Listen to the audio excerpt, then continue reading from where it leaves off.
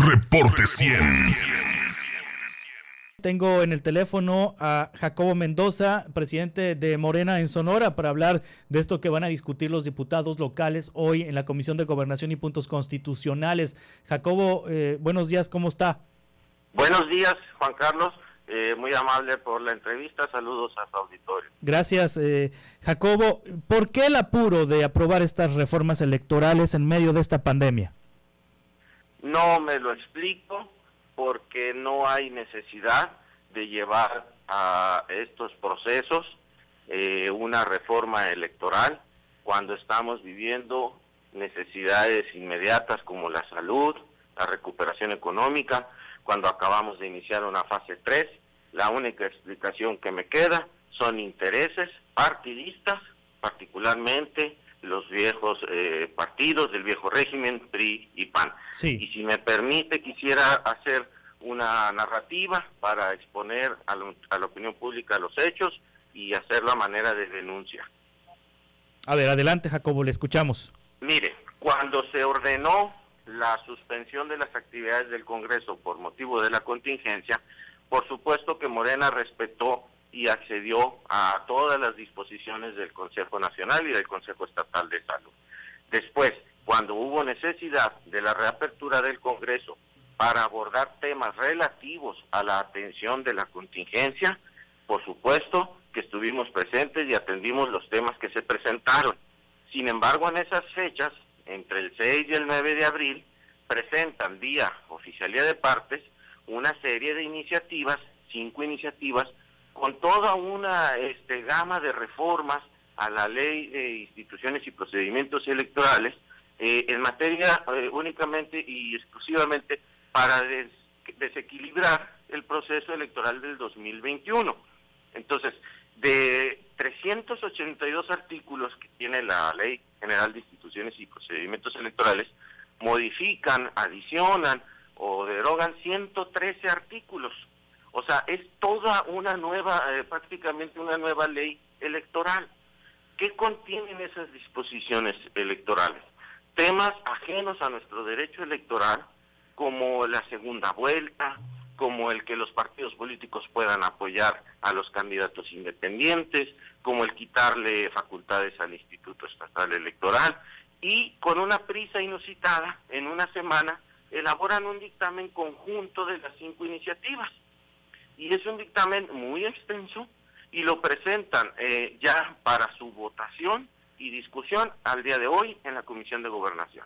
Entonces, en estos hechos no estamos de acuerdo, no podemos avalar una medida en materia electoral que favorecen los intereses de aquellos partidos políticos que pretenden, así de manera arbitraria, atropellada, sorprender al pueblo de Sonora con una reforma electoral cuando no es el momento de atender temas electorales. Sí, entre el 6 y el 9 de abril entonces se introducen 5 iniciativas, una del PES, otra del PRI, una del PAN, otra de Gildardo Real y una del Partido Nueva Alianza, Jacobo Mendoza, y estas ya están mezcladas, ya están en un solo documento. ¿Quién hizo ese documento? ¿Quién dictaminó?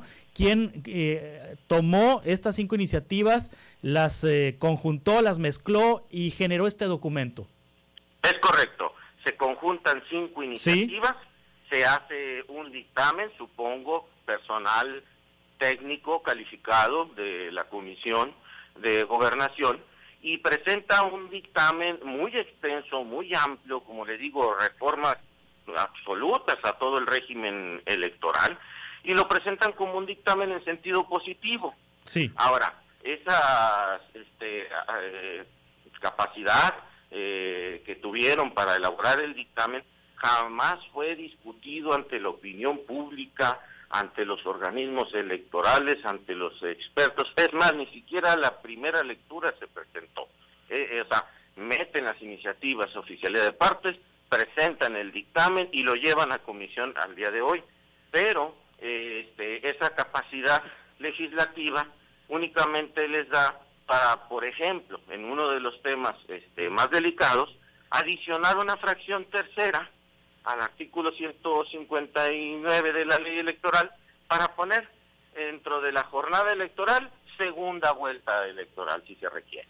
Hasta ahí dio esa capacidad. Pero con eso que están haciendo, están trastornando todo un orden constitucional y legal a nivel nacional. Incluso habían primero propuesto una reforma constitucional y la presentaron ante el Pleno. Bien, que se turne a comisión y que se estudie.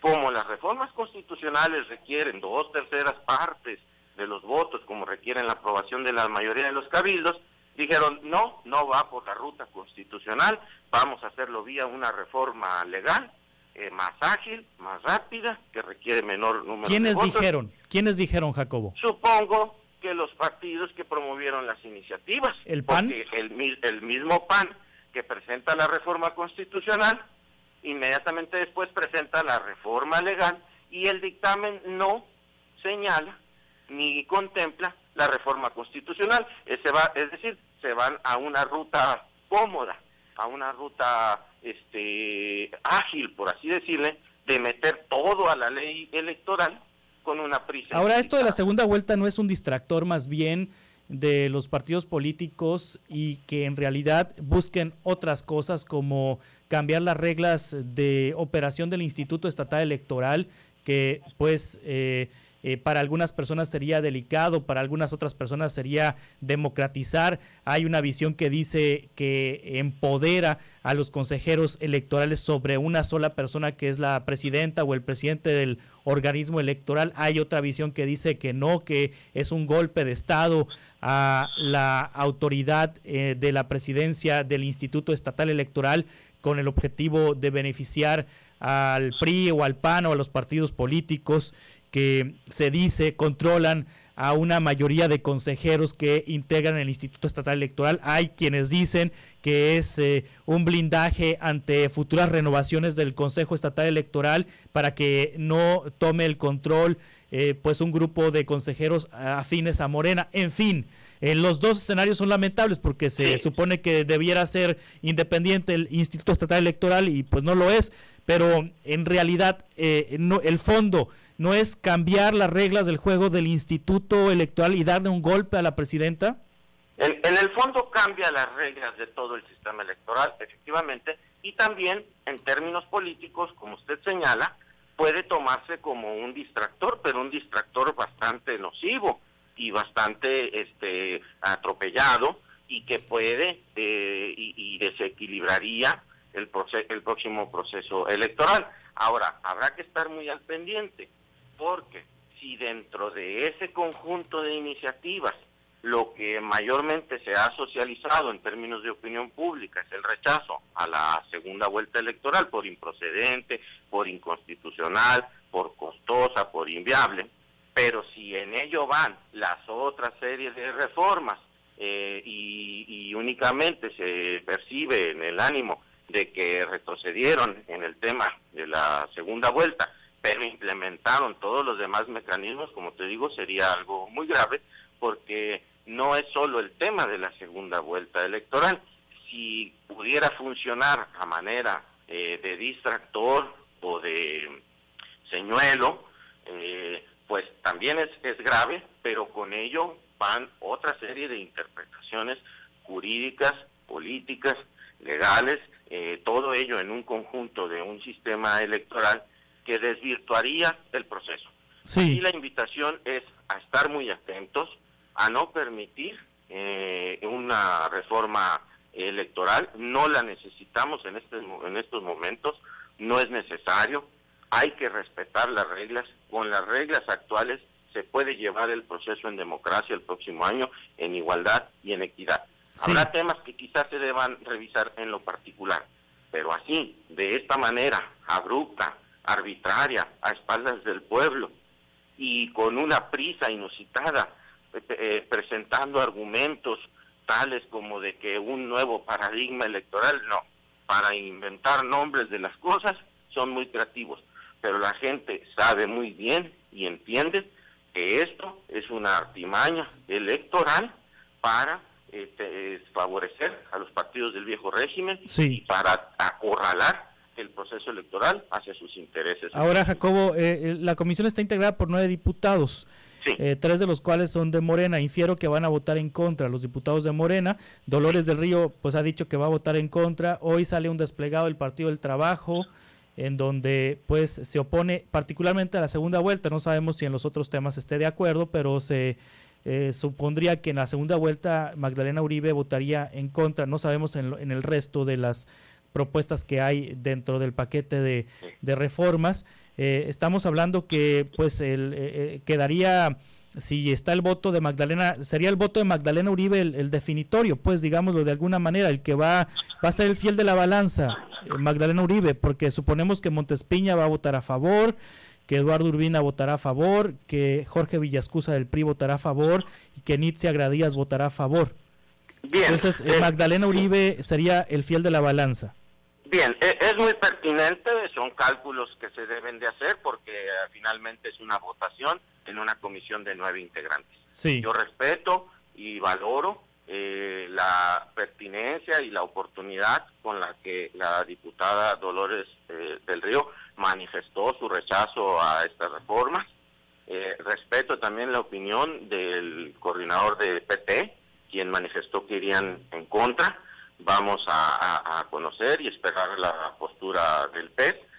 Yo confío, estoy seguro que nuestras fuerzas políticas aliadas concientizarán sobre la delicadeza, sobre la gravedad que representaría votar esto a favor.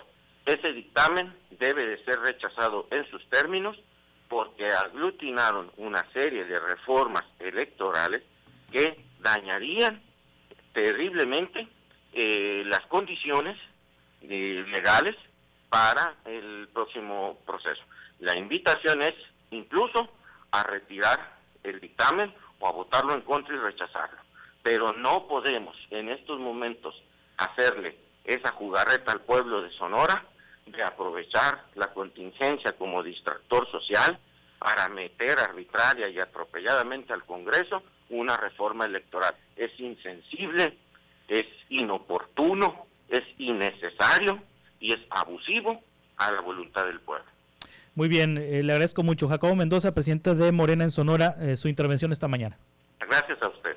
Hasta pronto, es el presidente de Morena. Reporte 100.